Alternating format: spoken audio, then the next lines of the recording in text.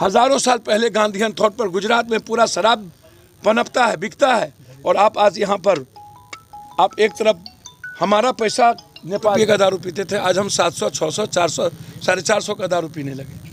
तो 3 गुना पैसा हमारा चला गया और वो पैसा हमारे डेवलपमेंट में नहीं लग रहा है, वो पैसा इस स्टेट का बाहर जा रहा है। और परसों बोल दिया कि पूरा शराब पदाधिकारी बनाता है। इतना कमजोर और कायर हो तो तुम एमपी क्यों हो? रिजाइन करो ना। मानिए आपके नियत पर पप्पू यादव का शक नहीं है, लेकिन आपके तरीके पर शक है। आपके सब्सक्राइब करें हमारा चैनल प्रकाश न्यूज़ लाइव और दबाएं बेल आइकन हमारे वीडियो सबसे पहले देखने के लिए।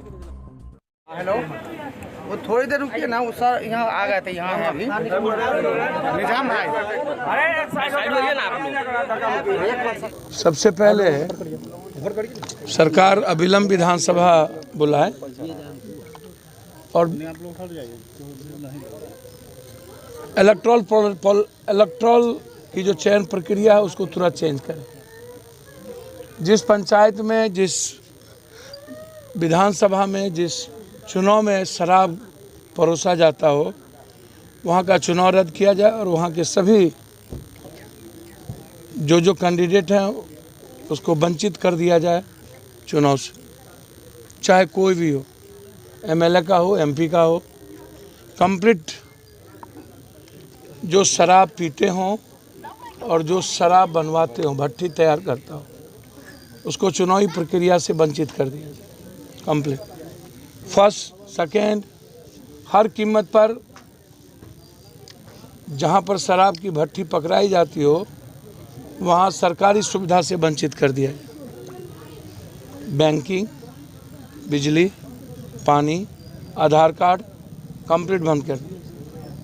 यदि आप बचाना चाहते हो, और सबसे पहली जिम्मेदारी विधायिका की जनप्रतिनिधियों की, टैक्स के पैसे से जिनका घर चलता हो, चाहे वो विधायपालिका हो चाहे कार्यपालिका हो, जिसका बेटा बेटी का कपड़ा पहनता हो, जो ऐशो आराम की ज़िंदगी जीता हो, लोकतंत्र के लिए खतरा बन गया है।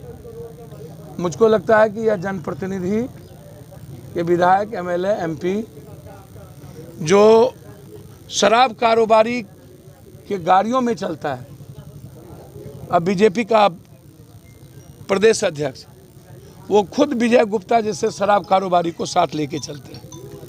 यहाँ के बारे में मैं बहुत क्लियर बता दूँ।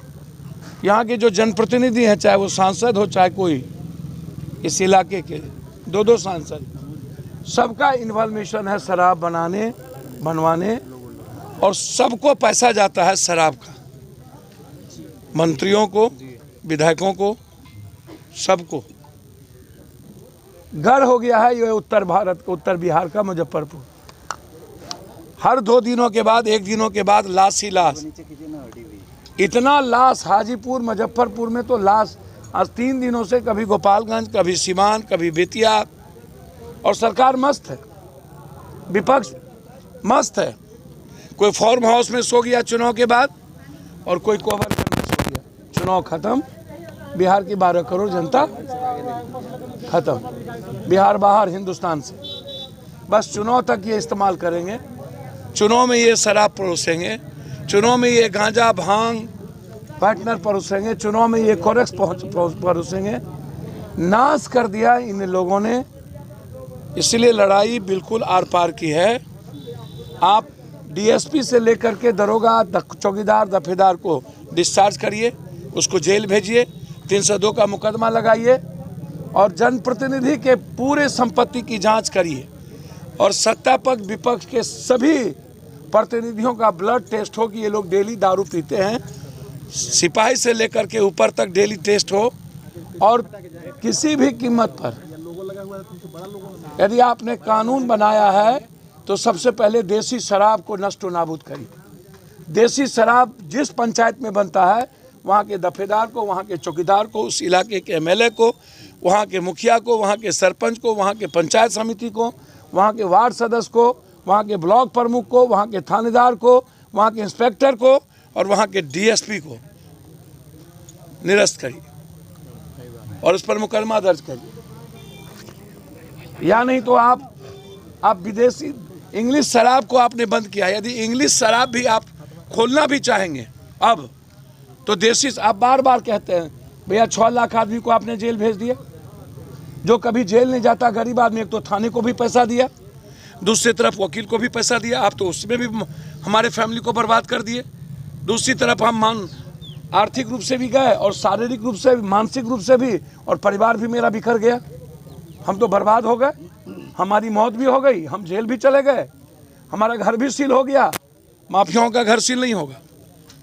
जहाँ पर दारू पकड़ा जाएंगे, गोदाम पप्पू यादव का होगा, पप्पू यादव गिरफ्तार नहीं होंगे। गिरफ्तार होंगे वहाँ जो चौकीदार रहता है उसको। थानेदार को आप 1 साल में करोड़ों रुपया कमा लेता है थानेदार, और 1 महीना सस्पेंड करके 10 लाख रुपया लेके दूसरा थाना दे देते हैं। तो थानेदार को क्या आप सस्पेंड क्यों कर रहे हैं? आप डिस्चार्ज क्यों नहीं करते हैं? सस्पेंशन का कोई मतलब नहीं है। 1 महीने के बाद फिर 1 करोड़ में 10 लाख निकाल दिए, 90 लाख तो बचा। अब कौन सा कानून बनाना चाहते हैं?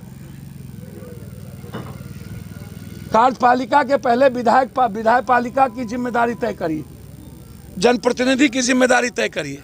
जब जनरल योजना में लूट में आप मुखिया को, अन्य लोगों को आप सस्पेंड कर रहे हैं, आप उनको बर्खास्त कर रहे हैं, उस पर FIR लॉन्च कर रहे हैं, तो फिर शराब पर क्यों नहीं? जब ये सबसे बड़ा कानून है आपका। या नहीं तो 80% टैक्स कर दीजिए इंग्लिश शराब पर, और ब्लॉक और जिला में 4 जगह, जिले में 1 जगह, ब्लॉक में पंचायत को एकदम कंप्लीट दूर रखिए।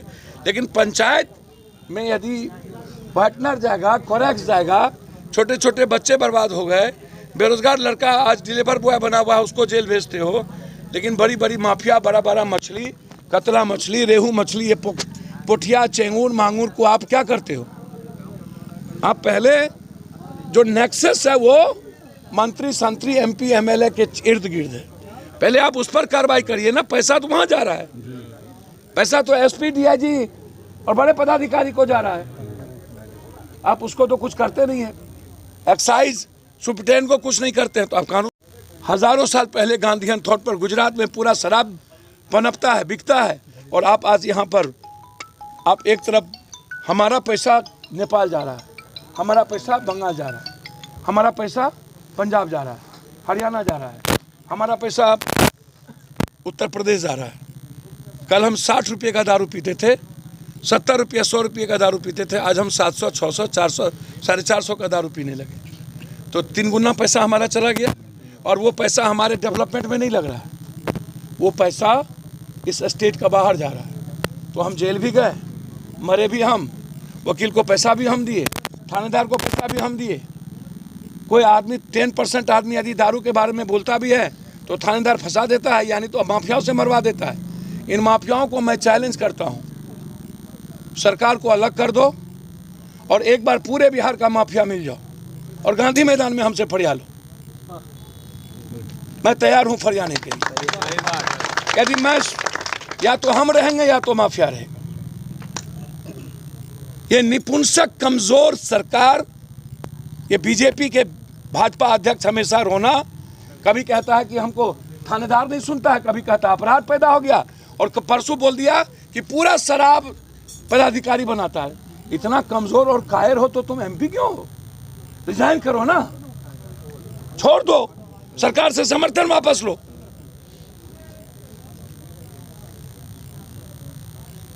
ये मुजफ्फरपुर को तो आप मौत का लगता है कि गिरी घर बना दिए हैं।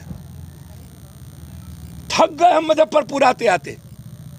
कभी बलात्कार, कभी चिमकी बुखार, कभी शेल्टर हाउस, कभी डेंगू, कभी मर्डर, हर दिन दर्जन मर्डर। अपराधियों और माफियाओं का इतना मनोबल बढ़ना दुर्भाग्य है भाई। और सरकार पिलाती भी है और उसके बाद हम घर भी सील कर देते हैं और FIR भी लॉन्च कर देते हैं और मदद भी नहीं करते हैं। इस बच्ची की शादी कौन कराएगा? सरकार मुआवजा दे। हमने तय कर दिया है कि जिस घर में शराब से लोग मरेंगे, अब वहाँ बच्ची होगी, उसकी शादी पप्पू यादव के तरफ से हो और हर परिवार को 15,000 रुपया उसके जीविका के लिए। लेकिन सरकार से डिमांड है कि आंख अंधा मत बनिए। आपके नीयत पर पप्पू यादव का शक नहीं है, लेकिन आपके तरीके पर शक है, आपके वे पर शक है, आपकी अकाउंटेबिलिटी पे शक है, आपके क्रेडिबिलिटी पे शक है। ये मेरा बहुत सीधा है। सब्सक्राइब करें हमारा चैनल प्रकाश न्यूज़ लाइव और दबाएं बेल आइकन हमारे वीडियो सबसे पहले देखने के लिए।